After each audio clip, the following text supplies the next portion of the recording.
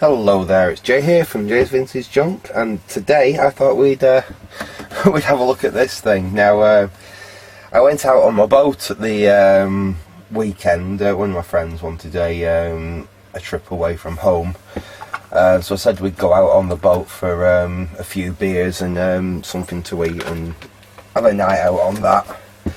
And on the Sunday when we was coming back, I was throwing all the rubbish away at the rubbish skip at the boatyard, and this thing was on top of the skip. Now I'm pretty sure that this was found floating down the canal. Like, basically that skip, anything that's found that's floating in the canal that people pick up, generally just deposit in that skip. And looking at it, it's full of rust. It's obviously been underwater for some time, but it was there sat on top of the skip, so I thought I'll take that home. It's something to do a video on, and we'll see if we can get it working. What we've got here is one of the I think it's one of the original ones actually. It's one of the Freeplay clockwork radios, and it is actually a clockwork radio rather than the modern ones. The modern wind-up radios work on basically different technology. What they do is they have a little dynamo in them, and when you turn the handle it spins a dynamo, and that charges up either a large capacitor bank or some battery cells, and that's what allows the radio to play. This is completely different. This actually has a clockwork motor in it which drives the dynamo, so you actually wind it up with a big spring, and it's the spring that contains the energy. And that then, as the spring unwinds, obviously it powers a dynamo, and the dynamo runs the radio. Unfortunately, now this has obviously spent some time underwater, or at least floating down the canal, and I think our chances of actually getting the wind-up part of it actually working are slim to none. It also, actually, this one has solar panels on it. Now I don't know whether this probably originally may have had a battery pack in it that this solar panel would have charged. I really don't think that solar panel's big enough to actually be able to run the radio in here, but there is no battery pack in it now. I mean, it's in a shocking state. The aerial's smashed on it, there's pieces of plastic broken off it. The wind-up part does actually amazingly still wind up. I can demonstrate that now. You can actually still wind it up.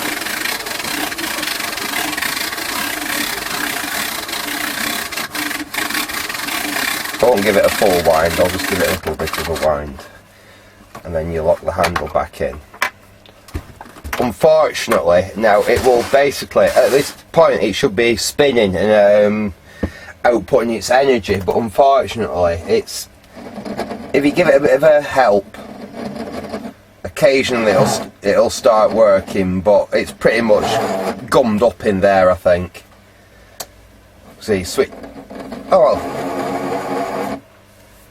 See, it moves a little bit and then stops, and it's pretty well gummed up there. But what I thought we would do, as well as that, it's got a standard DC input for between 3 and 12 volts.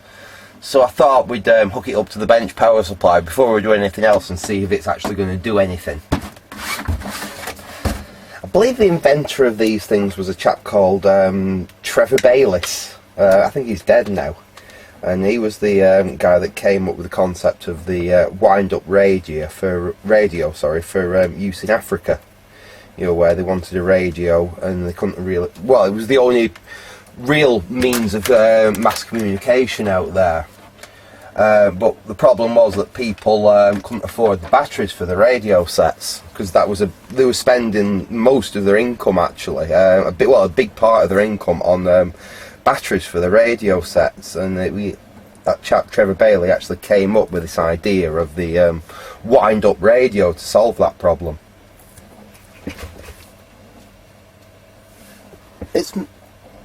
It is making odd noises. I think, yeah, it is slowly unwinding inside the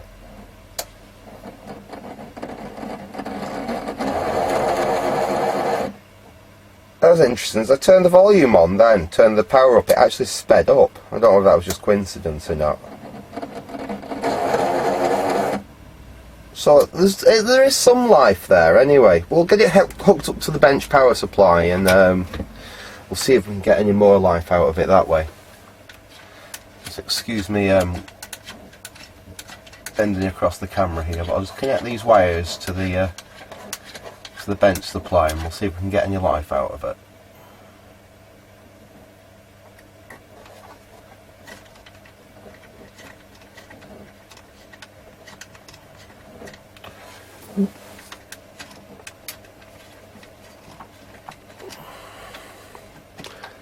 I suppose we could have used that little USB supply to power it, because it would run happily off 5 volts if it'll run down to 3. Must be quite an efficient radio circuit in there as well to be able to cover such a voltage range. Because I don't think there's any like fancy DC to DC converter in there, or any other way to step the voltage up to a standard voltage. We'll get inside, after we've had a play with it like this, we'll get inside it and have a look around, because I'm quite interested to see what technology went into it. I believe these things came out, was it mid to late 90s or something like that, when you come up with the idea of these. So it's a fairly old unit. And we've got power connected up. We'll give it about 6 volts, I think, and yeah, we've got 6 volts going into it. Try some. Bloody hell! Okay. Definitely going to be the case this weekend with the Northern Halifax event. As I say, it's Friday and Saturday at Manchester Central. Where did this come from, the idea to... The volume's a bit touchy because that's at minimum. So it starts. That's Northern Power. Futures is for everyone. Yeah. It's... Yes. I mentioned in the introduction to the programme about how you were a close friend of Sylvia Plath, another loss that's reflected. That's AM. It's got that's set to AM. So cause it is an AM FM radio. Where you say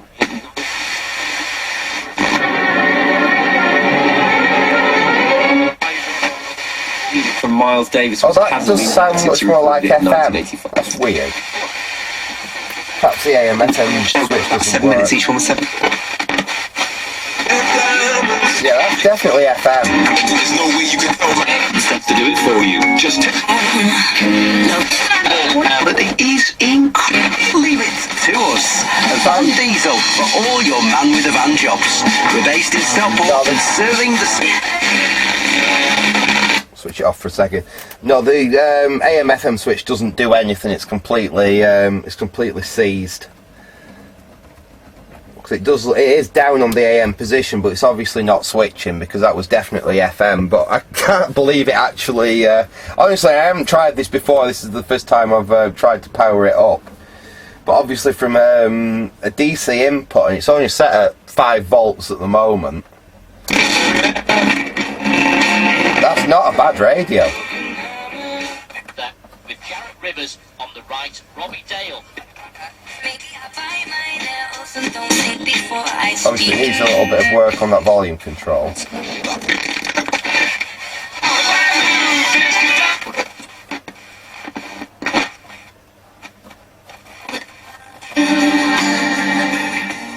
Yeah. I'm sure I could find a knob that would fit that as well. I can't believe that actually works as well as that. That's quite amazing. Shall we crack inside it and have a look what's inside it? Let's get a screwdriver and let's get the back off it.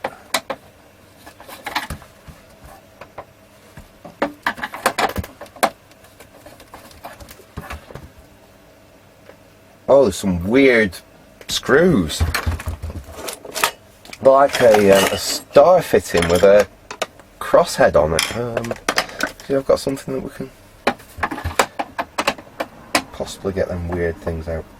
Oh no, Phillips does fit. The first one out, you can see.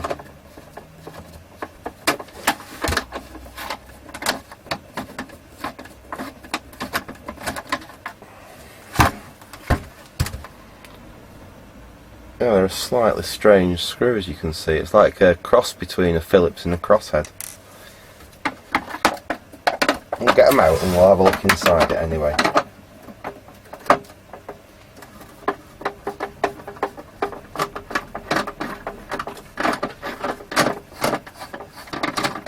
I mean, this thing was absolutely sopping wet as well when I picked it up. I mean, it's been in the house, it's been in my workshop up here for a few days, and since Sunday. What's it today? It's only Tuesday today, so and it was wringing wet through when like I said, when I brought it in. So it's dried out well, and but amazingly, it does appear to actually work. I mean, at the very least, I could probably clean it up and just do away with the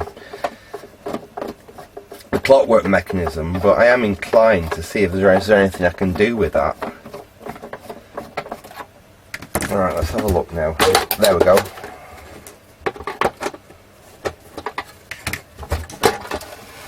Dear me, it's filthy. It's definitely spent... Well, there we go. So we've got the two sections there. We've got our basic radio section here, and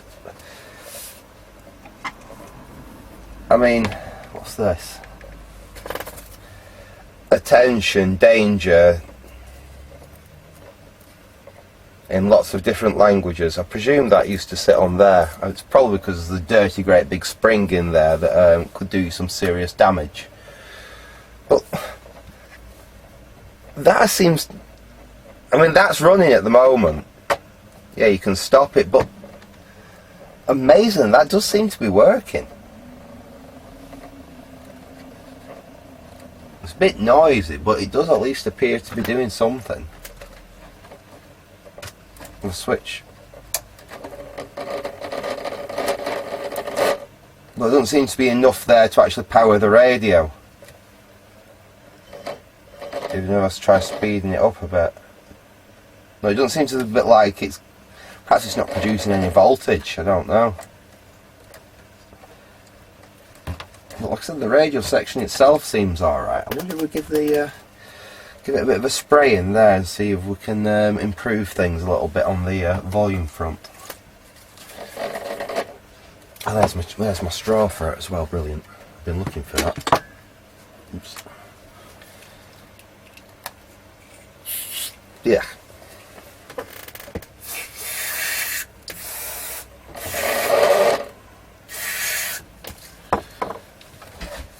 That should have given a bit of help to the volume anyway.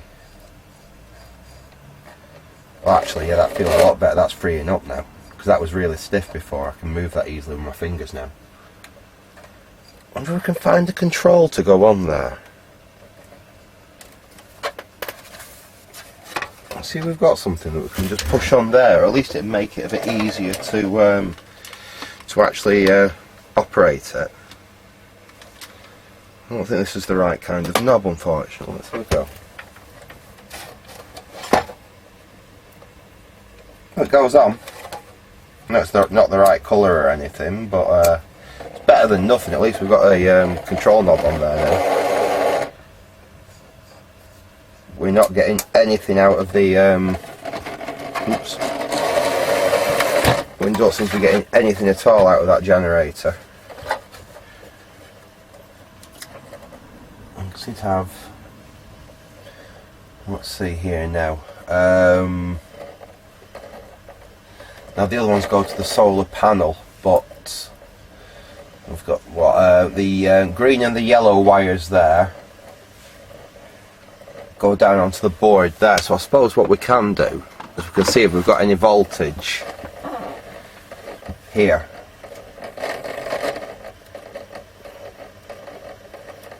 And I've got nothing DC there. Let's try AC.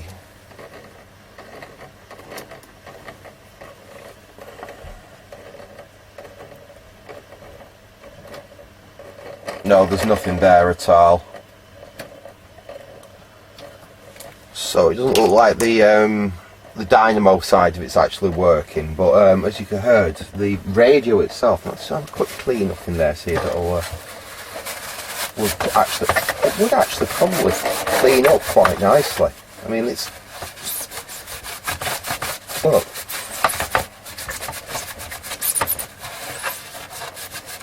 It would clean up quite nicely in there.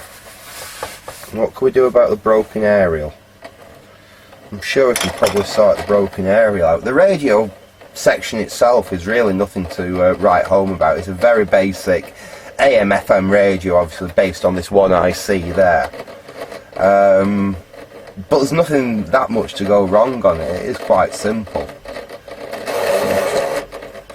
Most of that section there is to do with the power generation. The radio section, really, mostly is that there. I mean, that contains all the amplification, all the transistors for the radio, and it obviously, I think, also contains the audio output ICs as well.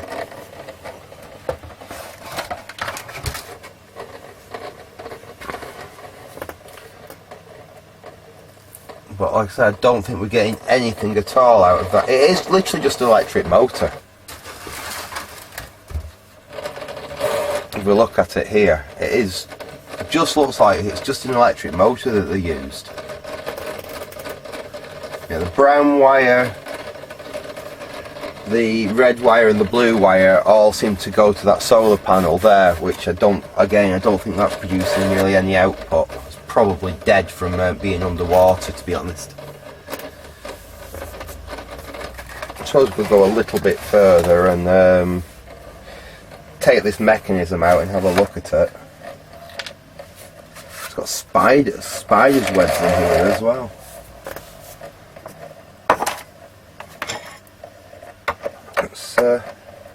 Let's have a quick look, see if we can take this.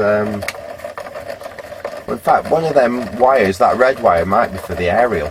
So it's the blue and the brown wires go to the solar panel. I'll take this out and I'll give it a bit of a spray with contact cleaner from the back, see if it'll do any good.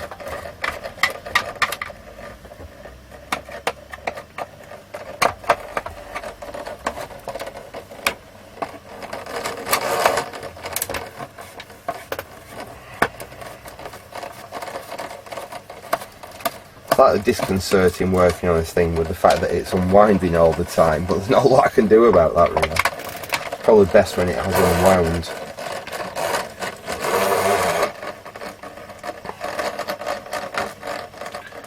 There's also one of the fixings is there, it's behind that wheel, so I don't know how I'm going to get that out. Do I have to take... yeah. Oh, I don't like... oh, yeah.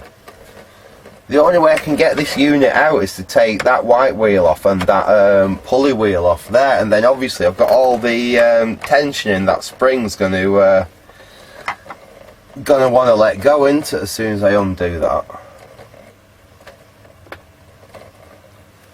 Perhaps it's getting to the end of it anyway. A minute, let's give them...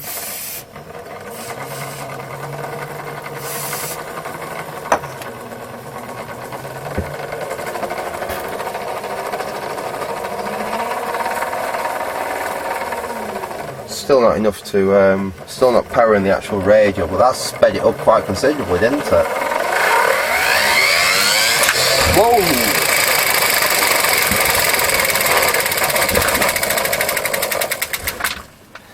Yeah! I weren't expecting that to happen. What happened there?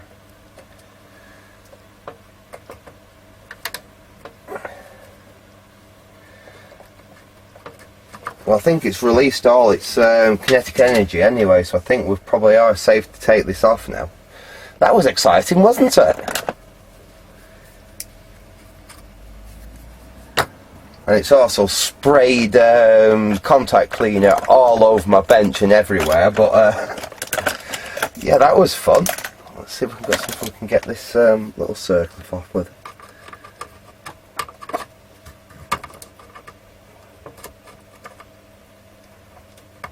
There we go. Take that off and very gently withdraw this. It's just filthy really. The whole thing's filthy. I'll take that belt off because that, like I said, that's the one you've got to be careful of because that's what's that's your main spring. Let's take that off. Let's see if we can take this off, and then hopefully we can actually get this mechanism out and have a look behind it.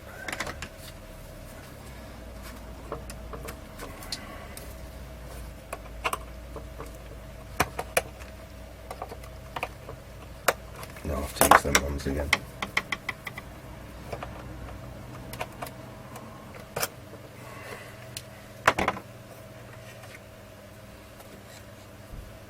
There we go.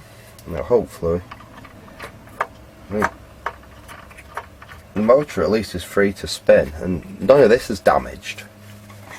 Let's get that them last screws out so we can actually remove this unit. At least we can have a bit of a clean underneath it.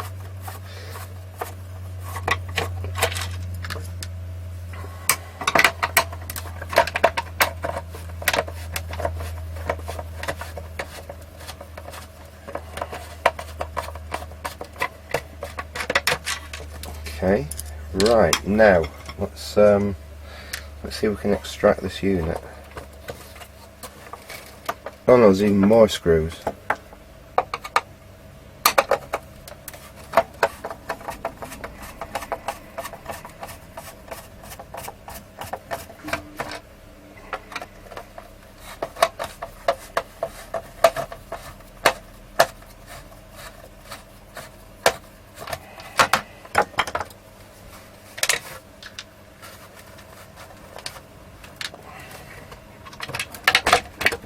Right, okay.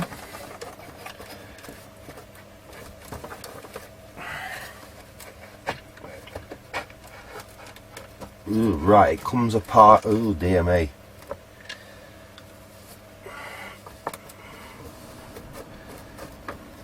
I've got to be incredibly careful here because the spring is actually part of the unit, so well, I can see that the aerial is completely snapped off from its wire. The wire's here. It was the red wire that we saw before, so I'm not sure what I can do with that aerial. Like I said, it's absolutely trashed. The actual where it's fixed onto the radio inside's broken off. The aerial's no good anyway. I might just remove that just to get it out of the way. I wonder if I can just snap it off actually there, and then I could pull the rest of the guts out from inside. We don't need the aerial anyway, it plays well enough with just that length of wire. We'll get that out of the way. I can always perhaps fashion a new aerial if I feel so inclined, but I do have to be very, very careful how I work with this thing, because there's a huge spring in here and that's still connected. I don't think you really intend to get into this unit once it's failed. I think the idea is, well, I don't know, I think I can slide, if I'm careful. I don't want to lose a finger with this bloody thing because I don't know how much energy is still stored in it.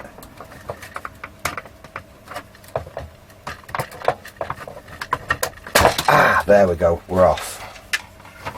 Right, now that's what I wanted to be careful with. There is the actual spring. Now it is unwound, it's wound back onto there obviously to actually get its power. It winds onto there and then obviously that pulls it back on, so we are alright at the moment, but you have to be incredibly careful around these springs. I can't emphasize that enough. I have worked on wind up gramophones before in the past and they're quite lethal, the spring mechanisms of them, if you actually disassemble them. Because what happens with them is you get hardened grease, basically hardens inside them, and it stops the mechanism working, it stops the spring unwinding cleanly. And the only real way to fix it, I mean, people do just dump them in a pot of diesel for 2 weeks and try and dissolve it away, and it fixes it for a bit, but it's not a proper cure. It's to actually, the proper way is to actually disassemble them, clean all the old grease out, and then reassemble it and re-grease it. The springs in them, when you take them apart, they can fly everywhere, and it's razor sharp steel like this. It's not something you want to mess with, not unless you know what you're doing. I think we're safe at the moment with them. I'm just going to be incredibly careful because I do want to try and put this back together if I can. Like I said, I do think this possibly is one of the original Freeplays. It's certainly one of the early ones. Let's have a look. So we've got a motor there with a cap across the back of it. Now is that cap shorted? Could that be our issue? Let's have a look. Let's set this to the ohms range.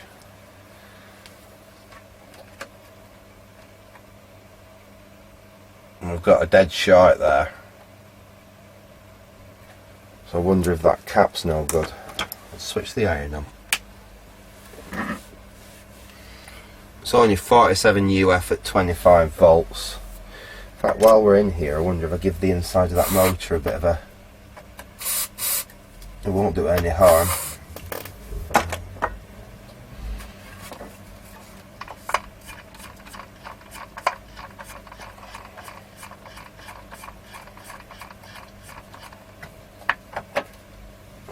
I think I could do with possibly replacing that cap. Let's see what we've got we can stick in its place. It's only a 47 UF, so I should have some of them here. Yeah.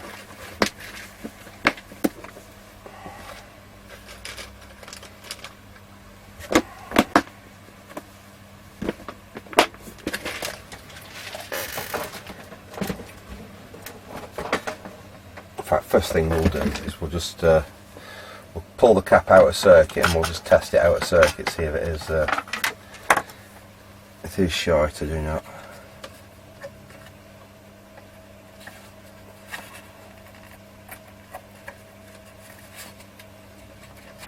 No, we've got that wire off there. Get that out of the way for now. We'll have to resolder that.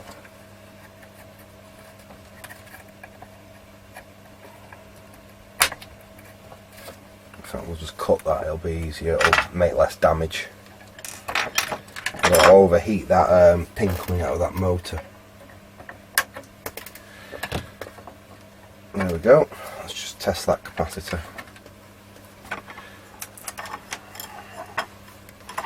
And we'll test the windings as well. Quick test on the windings. That looks okay. Let's have a test on the capacitor. The capacitor's dead short. Yeah, capacitor is dead short. Windings are not open. So we'll clip that cap out. It could just be the fact that it got waterlogged, that. And we'll solder this one in position.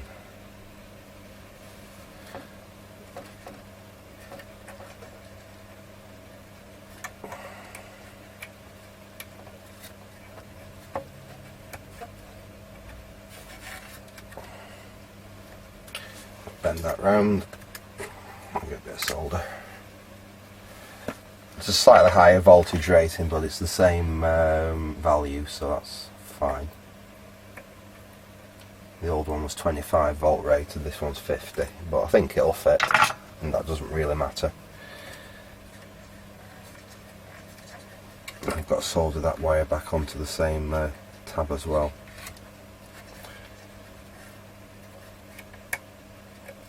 It may still not work, but at least we've given it a... The fault may be elsewhere as well, we don't know. So it's obviously been discarded for some reason, unless it literally just fell off the back of a boat, which is not an unreasonable thing. I mean, I like to have an old radio playing while I'm driving the boat. I usually take one from my collection and just have it sat in the cockpit with me while I'm there puttering down the canal. So I presume someone's done that and probably knocked it off the back of the barge or something, or it stopped working and they just dumped it, which sadly does happen.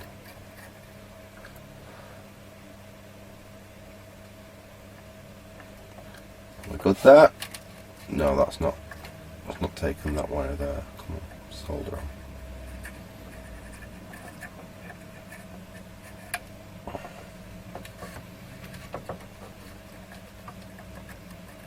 Just get this to...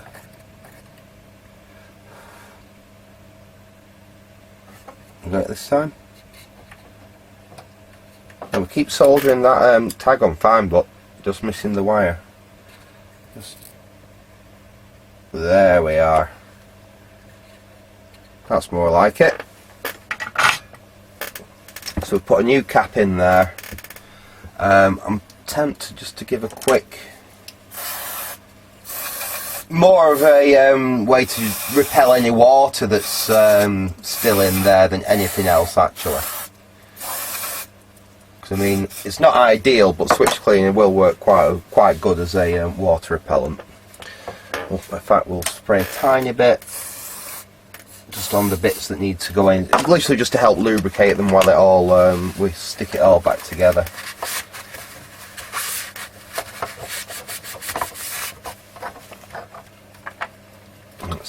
Let's see if we can put it back together now. So we need to get that to line up on the drum, and then we need that to go in there.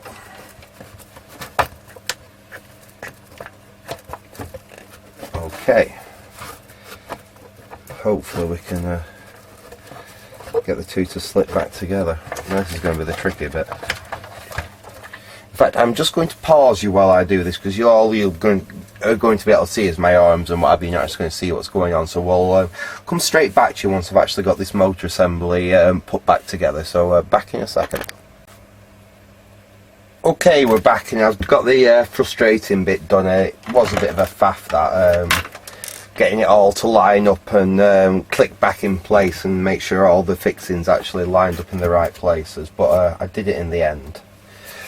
So I think next we need to put the rest of this this together. So I believe this is what goes on next on there, and that needs a washer on, and then it's circlip fitting.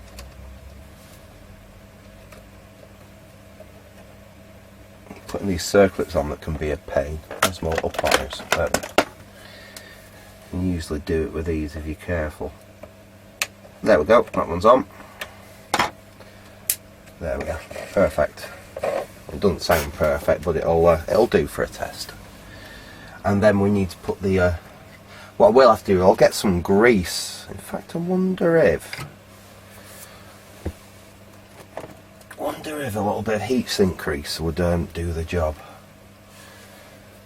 I should have done this really before I was wondering if it'd just help if we greased it a little bit. It's probably not the right kind of grease to use this, but it's all I've got.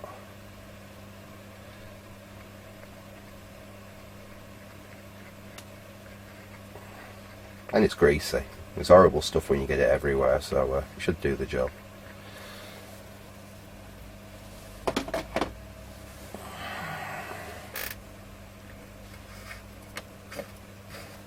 There we go.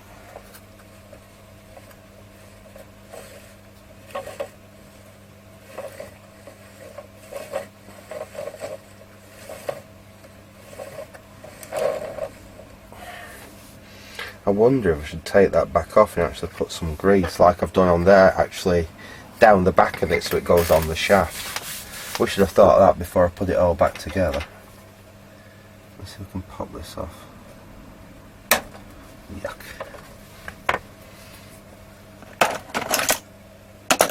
Where's my other little hooky thing? That'll do. There we go.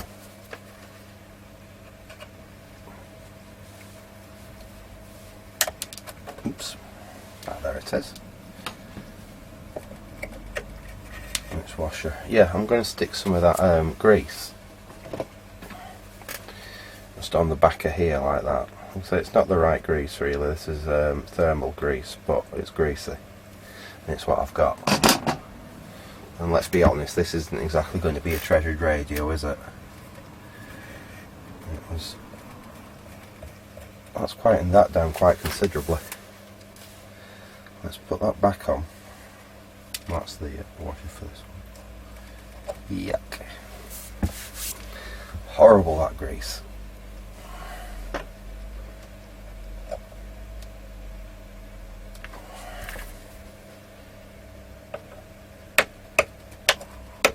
There we go, that's clipped in. That's a lot quieter, isn't it? Let's put this back on. Well, hang on, I'm being silly here, there's something we're forgetting. Let's make sure we don't get any grease on this though. We don't want any slipping on the drive belt.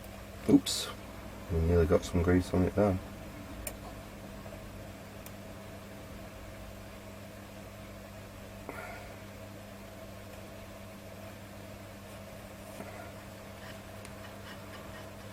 There we go. Let's hope that's going to be okay. Let's put this back on here now. There we are. Back on there, and there should be one final clip, which is here. Stick that back on there.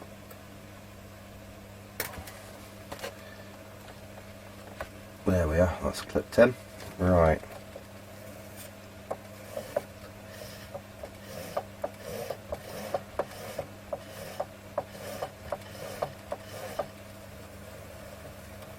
That sounds a lot quieter, doesn't it? I still don't know whether it's going to produce any actual voltage or any meaningful voltage, but we'll tuck that aerial wire down there so it's out of harm's way, and that'll have to do for an aerial, at least for now. Let's clip these wires back where they should go.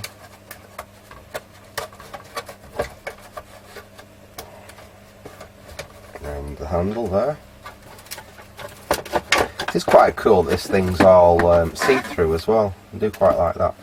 In fact, before we put it back together, I wonder if we just give that wave change switch a quick spray, see if we can get it to actually switch over onto AM. So it might be beyond it, but with a quick try, isn't it? Just give it a quick. Well, it does switch now.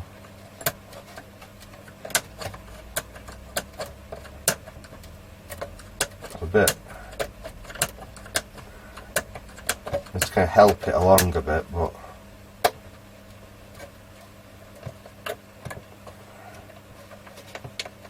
it might be a tricky. I might have to replace that. Well, it'll be a tricky switch to replace actually, because it's multiple contacts, but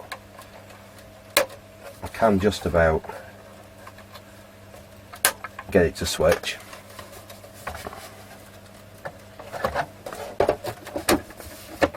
We'll just put it together loosely. I'll bang a couple of screws in it actually so I don't lose them.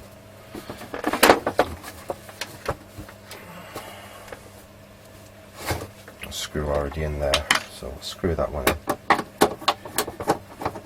Well, we're not going back in it today anyway, so I might as well put the screws back in and then we'll see whether it works. I'm not expecting it to be honest. We'll fire it back up again off its DC input and see if AM works now.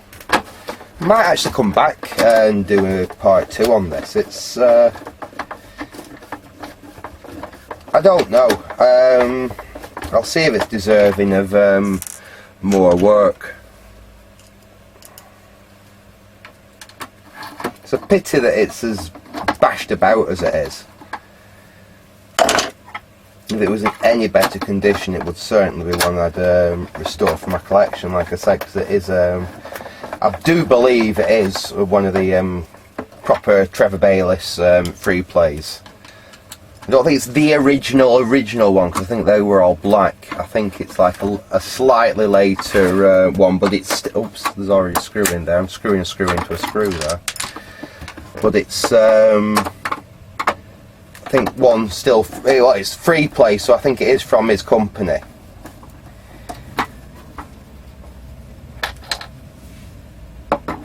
Even if it's a very slightly later one. Made in South Africa. So I think it is one of the original ones. I believe that was part of the thing with the Freeplays. They made them over there, and you could buy a Freeplay radio, and I think like part of the cost of your Freeplay radio subsidised another one in Africa or something like that, or for every one you bought in the UK they gave one away in Africa. There was something, some really cool thing that they had set up with it. It was certainly a thing back in the 90s. Anyway, let's give it a quick wind and see if it does anything. Which way do we wind it now? That way. The reason I put it back together is you saw what happened earlier in the video. I am a little bit apprehensive of this monster spring that we've got in here. That definitely feels better winding anyway.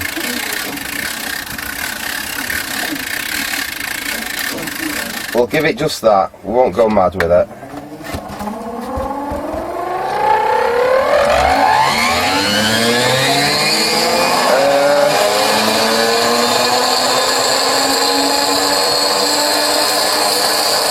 I don't think that's right, do you?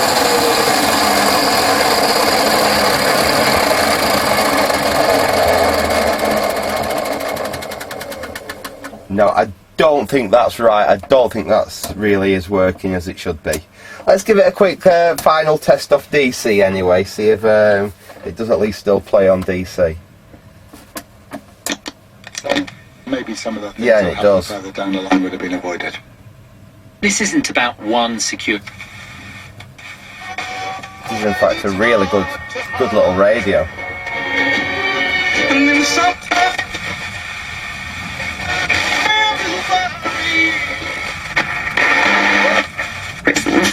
Gave his verdict in his annual.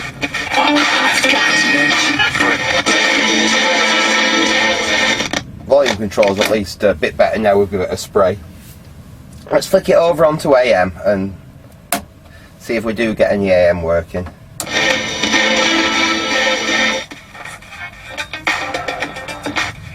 Young people are having still in custody. Well, that's flicked over onto AM and it's still playing FM. So made. With the BBC Philharmonic. Yeah, obviously AM's not working, but FM's coming in loud and clear. Yeah, the switch doesn't do anything. It could literally be that the contacts in there have just gone. I don't know. I might look at that, I might not. To be honest, I'm not that bothered about it not working on AM. FM's fine, just to show that it works. It's a bit of a bummer that we still haven't got this working again, and that sounded rather lethal then when it when it started flying away with itself. I'm sure that's not meant to happen, but I can't see any governor or anything that's missing in there. I really don't know. Again, like I said, I don't think we've got any life out of the solar panel. We can have a quick test, just directly off here, see if we're getting anything. We should get a DC. Let's have a look. I mean, it won't be a lot because we're in. Hang on, there's some tape or something over that contact. No, that's the solder I'm touching there. So we've only got the light in the workshop, which there's no, that's no one at home there.